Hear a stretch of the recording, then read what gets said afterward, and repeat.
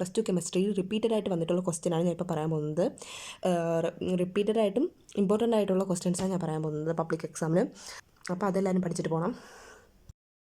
അപ്പോൾ നമുക്ക് കെമിസ്ട്രിയുടെ first question നോക്കാം. ഹെൻറീസ് ലാം ഇതിൻ്റെ ആപ്ലിക്കേഷൻ എഴുതാനൊക്കെ 2022-ലും 2023-ലും 2024-ലും ചോദിച്ചിട്ടുണ്ട് കേട്ടോ. പിന്നെ ആൽഡിഹൈഡ്സ് ആണ് കീറ്റോൺസ്, അതൊക്കെ ആൽഡിഹൈഡ്സ് മാത്രമായിട്ട് 2024 ചോദിച്ചിട്ടുണ്ട്. പിന്നെ 2022-ലും 2023-ലും ആൽഡിഹൈഡ്സ് ആണ് കീറ്റോൺസ് എന്ന് ചോദിച്ചിട്ടുണ്ട്. അപ്പോൾ ഇതൊക്കെ പഠിച്ചു പോകണം. ഇതൊക്കെ റിപ്പീറ്റഡ് ആയിട്ട് വന്നിട്ടുള്ള ക്വസ്റ്റ്യൻ ആണ്. പിന്നെ ഹാലോ ആൽക്കെയിൻസ്, ആൽക്കഹോൾസ് ഇതൊക്കെ പഠിച്ചിട്ട് പോകണം. പിന്നെ മോളാർ കണ്ടക്ടിവിറ്റി, പിന്നെ വാലൻസ് ബോണ്ട് തിയറി, എന്താണ് colligative properties, pertaining to colligative properties അതൊക്കെ ചോദിക്കും. പിന്നെ differentiate between SN1 SN2 reaction. SN1 മാത്രമായിട്ട് 2024 ചോദിച്ചിട്ടുണ്ട്. 2023 differentiate between SN1 and SN2 reaction എന്നും ചോദിച്ചിട്ടുണ്ട്. പിന്നെ ഡിഫറെൻറ്റ് ടൈപ്സ് ഓഫ് സ്ട്രക്ചറൽ ഐസോമേഴ്സം അതും പഠിച്ചിട്ട് പോകണം. അതൊക്കെ ഇമ്പോർട്ടൻ്റ് ആണ്. പിന്നെ കാനിസാറോ റിയാക്ഷനും സ്റ്റീഫൻ റിയാക്ഷനും.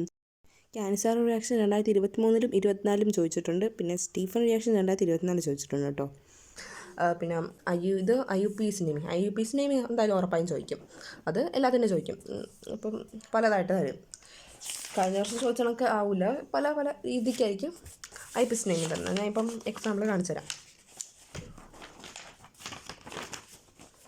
ഓക്കെ, ഇതാണ് IUPAC നെയിമിങ്. ഇതിൻ്റെ കോർഡിനേഷൻ കോമ്പൗണ്ട് എഴുതാൻ ചോദിക്കും. ചിലപ്പോൾ തിരിച്ചും ചോദിക്കും, കോർഡിനേഷൻ കോമ്പൗണ്ട് തന്നിട്ട് IUPAC നെയിമിങ് എഴുതാൻ ചോദിക്കും. അപ്പോൾ ഇതൊക്കെ പഠിച്ചിട്ട് പോകണം. അപ്പോൾ താങ്ക്സ് ഫോർ വാച്ചിങ്.